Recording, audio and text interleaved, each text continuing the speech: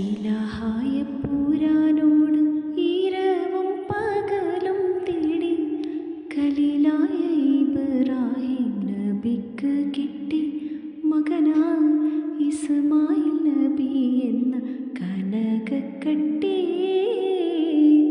ഇലാഹായ പൂരാനോട് ഈരവും പകലും തേടി ഖലീലായ ഇബ്രാഹിം നബിക്ക് കിട്ടി മകനായി ഇസ്മായിൽ നബി എന്ന കനകക്കട്ടി.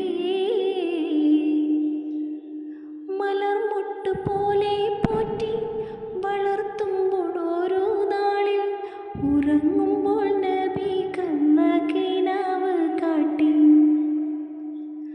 മലർമൊട്ട് പോലെ പോറ്റി വളർത്തുമ്പോൾ ഓരോ നാളിൽ ഉറങ്ങുമ്പോൾ നബി കണ്ണകിനാവ് കാട്ടി. നബി തൻ കുരുന്നിസ്മായേലിനെ അറുക്കും മട്ടിൽ.